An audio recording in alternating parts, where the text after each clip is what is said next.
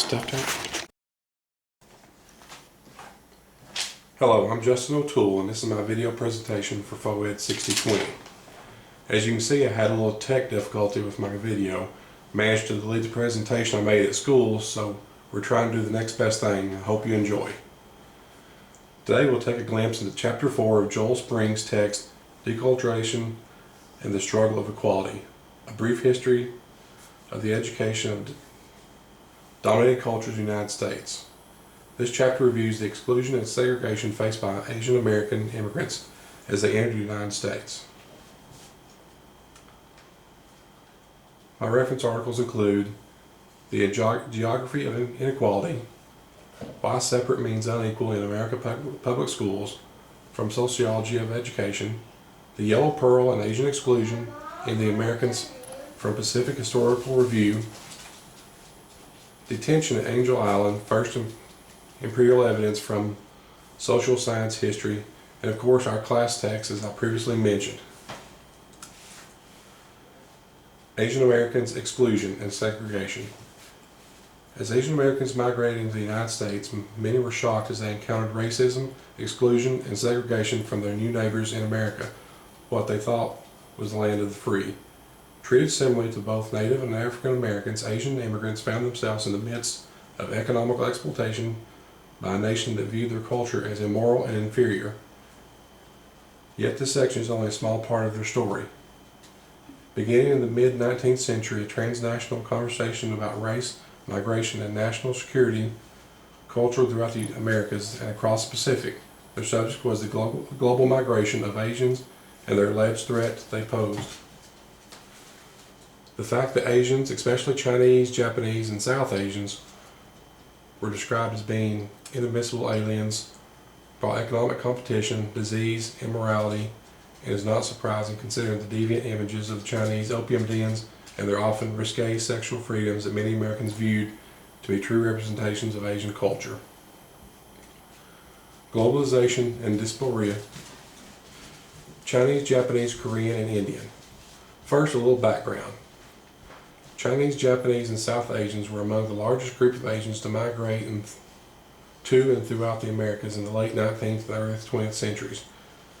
Retaining their ties to their homelands and forming networks across national borders, these Asians were, like many migrants who practiced transnational migration and formed diasporic communities.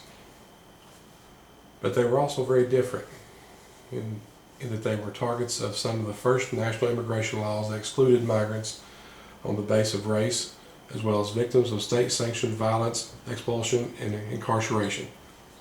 Our class text starts out by looking at the immigration of 4 Asian cultures: Chinese, Japanese, Korean, and Indian. To provide a quick view, here is Spring's general breakdown of their movement. Between the 16th and 19th centuries, great numbers of Chinese moved to areas throughout Southeast Asia. Japanese people not only migrated to the U.S., but to South America as well. Prior to 1910, only a few Koreans had migrated to Hawaii and into the United States mainland, mostly to escape Japanese rule. British control of India resulted in Indian migration during the 19th century. Asian diaspora to the United States. Many Chinese migrants entered the United States through the immigration station at Angel Island. They were arriving in California around 1850, just in time for the gold rush. As gold rush profits began to decrease, many Chinese immigrants did not have enough money to return home. Many found jobs with the Transcontinental Railroad but were paid about 1/3 less than the white workers. Japanese migration did not occur until a later date due to a 1639 Japanese law that did not allow travel to foreign countries. Anticipated as the Ellis Island of the West, Angel Island was designed to handle a flood of European immigrants who were expected to begin arriving in California once the Panama Canal was opened. However, international events in 1914, including the outbreak of World War I, canceled the expected rush of Europeans. Many researchers now agree that the immigration Faculty facility at Angel Island was primarily a detention center, beginning with the Chinese Exclusion Act in 1882. A series of restrictive laws had prohibited the immigration of certain nationalities and social classes of Asians. Although all Asians were affected, the greatest impact was on the Chinese. In fact, more than 70% of the immigrants detained on Angel Island were Chinese. Citizenship. Entering the United States in the West from Angel Island Historical Society. When it opened in 1910, the new detention facility on Angel Island was considered ideal because of its isolation. There were buildings to house and care for detainees, a pier, and a regular boat service to the mainland. During the next 30 years, this was the point of entry for most of the approximately 175,000 Chinese immigrants who came to the United States. Most of them were detained on Angel Island for as little as 2 weeks or as much as 6 months. A few, however, were forced to remain on the island for as long as 2 years. While Chinese immigrants were turned away in large numbers, Japanese were rarely denied. Japan was a rising imperial power with the clout to protect its citizens. Wealthy people were welcome, but empty pockets could mean being deported. As they do now, people came despite the barriers. They came pushed by trouble back home and pulled by the promise of reward worth the price. Citizenship, a photographic look into Angel Island. Let's take a look at a few pictures that came from the Historical Society at Angel Island so we may have a better understanding of treatment immigrants received just upon entering the United States. In photo 1, we see Asian immigrants being met by a health inspection boat. In photo 2, shows a line of Asian immigrants waiting to be processed into the U.S. In photo 3, we see Asian immigrants waiting for physical exams. In photo 4, showing an American physician checking an Asian immigrant for possible infection. Invasive health exams, lengthy interrogations, and excessive detention made entry exceedingly difficult and unpleasant, even for Asians legally entitled to enter in the United States. It is widely believed that just as the Chinese were singled out for negative treatment by the Chinese Exclusion Acts, where eligibility for admission to the United States was concerned, they were also given unequal treatment in the immigration stations. Laws were enforced by the uniformed officers of the Immigration Service at the immigration station and under other legislation by those of the Public Health Service at the quarantine station. All Chinese seeking admission through San Francisco were subjected to detailed scrutiny and delay, and all of them were detained on Angel Island. Citizenship, race, and skin color. Naturalization is the process by which people can become citizens of a country they were not born in. The United States Constitution grants the power to establish a uniform rule of naturalization. Article 1, Section 8, Clause 4. Soon after the Constitution was ratified, Congress passed the Naturalization Act of 1790. The Act provided that any alien, being a free white person, who shall have resided within the limits and under the jurisdiction of the United States for the term of 2 years, may be admitted to become a citizen thereof, on application to any common law court of record in any of the states, wherein he shall have resided for the term of 1 year at least, and making proof of the satisfaction of the court that he is a person of good character and taking the oath or affirmation prescribed by law to support the Constitution of the United States. This act reveals the deepest ambiguities in American citizenship. In requiring a period of residence prior to naturalization, members of Congress emphasized that foreigners should spend sufficient time in the United States to appreciate American democracy. Congress viewed America as a school for equality and democracy, but by preventing foreign-born people of color from becoming citizens, the act established that American citizenship contained its own aristocracy, that of race. Citizenship, being excluded. In the spring of 1882, The Chinese Exclusion Act was passed by Congress and signed by President Chester A. Arthur. The act provided an absolute 10-year moratorium on Chinese labor immigration. The Chinese Exclusion Act required the few non-laborers who sought entry to obtain certification from Chinese government that they were qualified to immigrate. But this group found it increasingly difficult to prove that they were not laborers because the 1882 Act defined excludables as skilled and unskilled laborers and Chinese employed in mining. Thus, very few Chinese could enter the country under the 1882 law.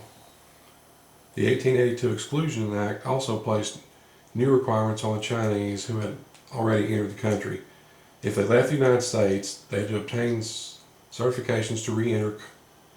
Congress, moreover, refused state and federal courts the right to grant citizenship to Chinese resident aliens, although these courts could still deport them.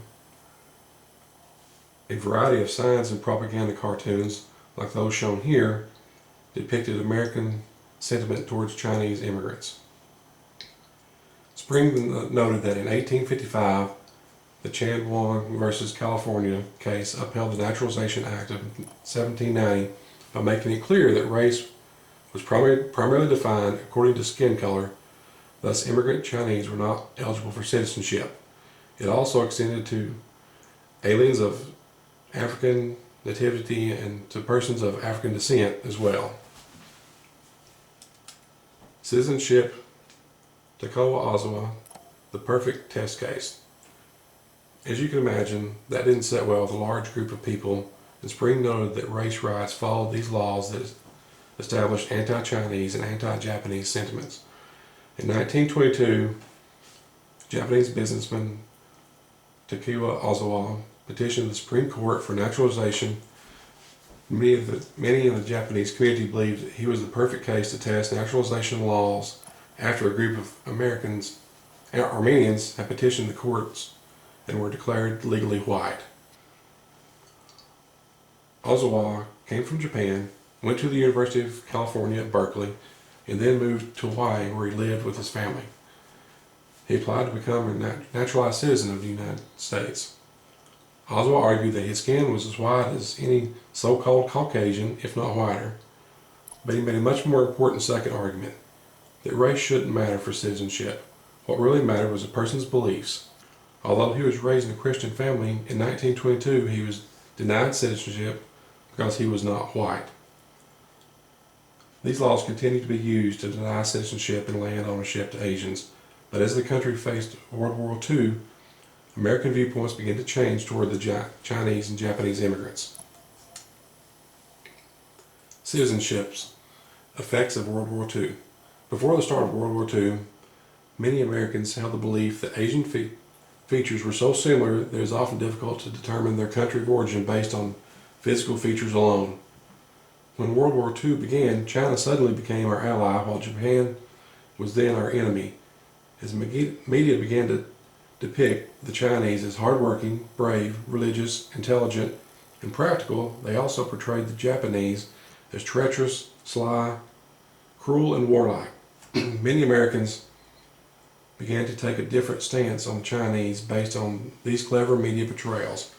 Their dislike for the Japanese and based on the ban of naturalization during the war that allowed between 15,000 to 20,000 Chinese American men and women to join all branches of the U.S. military. Japanese Americans weren't as fortunate. For them, citizenship was more than just ignored. More than 100,000 Japanese Americans were forced into concentration camps during World War II, even though a great many of them were native-born but not naturalized citizens. Education, the Asian deviant. Perhaps it was cartoon illustrations such as this that led many Americans to have such negative feelings towards the influx of Asians that were entering their communities. As they entered into the United States neighborhoods, Asian Americans were not allowed to attend white schools. At first, many were told that they were not allowed to attend school at all, but following the Mamie Tate case, they were allowed to attend the segregated schools. This cartoon was called Be Just, Even to John Chinaman. The text stated, "A judge says to Miss Columbia, you allowed that boy to come into your school. It would be inhumane to throw him out now. It will be sufficient in the future to keep his brothers out." Note the ironing board and opium pipe carried by the Chinese. An Irish American holds up a slate with the slogan, "Kick the heathen out. He's got no vote." American depictions of Asian Americans changed in a variety of ways leading up to World War II and after. Derogatory terms such as deviant, dragon, and gook would soon give way to model minority. Education, from coolie to model minority and gook. Spring noted that the educational experiences of Asian Americans have paralleled their public image. That is, the representation as it appeared popular press and media. Spring uses Robert Lee's 5 major images of Asians to describe their educational treatment and how it changed over time. As many Asian immigrants entered the United States, they were seen as deviants due in part to media surrounding Asian opium use and sexuality. These images were seen as a threat to the wholesome family values in the United States. The Yellow Pearl image had Asian immigrants overrunning the U.S., leaving destruction in their path. As public perception began to shift with the events of World War II and the Civil Rights Movement, so did media portrayal of Asians. Asians were now seen not only as good citizens, but good students as well. Images of Asians as the model minority were often used to criticize African Americans and Hispanics. Just as public image changed over time, so did the educational experience of many Asians as well. Mamie tape. Prior to World War II, many school codes insisted that they were only open for white children. In 1884, the Imperial Chinese Consulate complained to San Francisco schools about their refusal to admit Mamie tape, a Chinese American born in the U.S., therefore having citizenship. The court ruled in favor of Mamie tape even after images of the Yellow Pearl and deviants were used to reflect the anti-Chinese feelings of many in the community. The school system was prepared for the decision and amended their school codes to allow for the creation of separate schools for children of Mongolian and Chinese descent. Once those schools were established, the revision stated that Chinese or Mongolian children must not be admitted to any other school. Remember the Be Just, Even to John Chinaman cartoon? Soon other states followed suit. In Mississippi, Asian students were sent to segregated schools for blacks. Many Chinese families openly objected to sending their children to those segregated schools, thus showing their own roots of racism. In California, Asian Indian children had to attend segregated schools set up for Mexican American children. In 1906, a separate school for Chinese, Japanese, and Korean children was established in San Francisco. Large numbers of Chinese parents opted to boycott the school.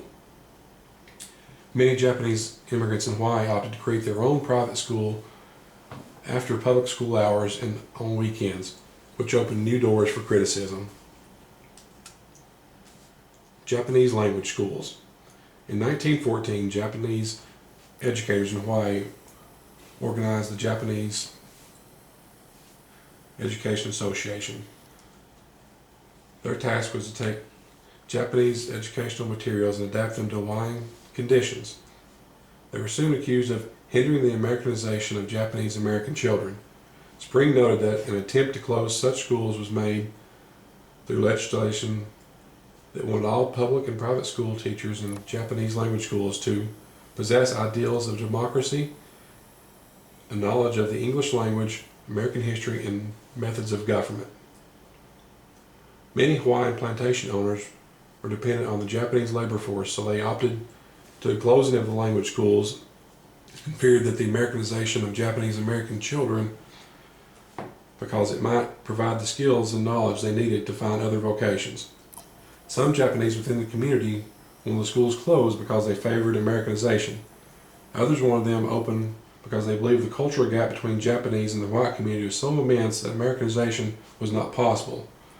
Some wanted the schools actually to be used towards Americanization of students. As you can see, there were many views of the subject. Effects of racism.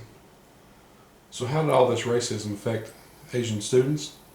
Researchers at Stanford University conducted a study of Nazai second generation Japanese students from 1928 until 1933. They found that up until the 8th grade, these students scored higher than American students. After that, their performance declined. Many chose fields in agriculture, and as compared to American students, very few Nazai chose path as engineers, chemists, or lawyers. Spring wrote that researchers suggested this might have been a reflection of their educational expectations. Spring also noted that the decline in Nazai performance might be out of institutional pressures to continue in the occupants of their parents. He goes on to mention that Stanford researchers expressed their own concerns since the first career choice of Nazai college students was business, followed by medicine and engineering. According to their report, only 9% had indicated interest in agriculture. The report concluded that many were following an unrealistic path by selecting white-collar occupations that were not open to them. They continued by also stating that many common and skilled white laborers might also resent having Japanese workers being placed in positions of supervision. Conclusion. Spring concludes this section by noting the similar education experience of Asian Americans as compared to that of the Native and African Americans. This was time where many students were denied education and or dealt with racial segregation. The events of World War II changed that experience by befriending the Chinese white while branding the Japanese as our enemy. Many now realized that Asians were far from an inferior race. An inferior race would not have been able to destroy almost the entire American fleet at Pearl Harbor. In retrospect, this was just setting the stage for the civil rights movement when more changes were yet to come. Thank you. This concludes my presentation on Chapter 4, Asian Americans, Exclusion and Segregation, from Joel Spring's text, Deculturation and the Struggle of Equality, a brief history of the education of dominated cultures in the United States. I'm Justin O'Toole, and I approve this message.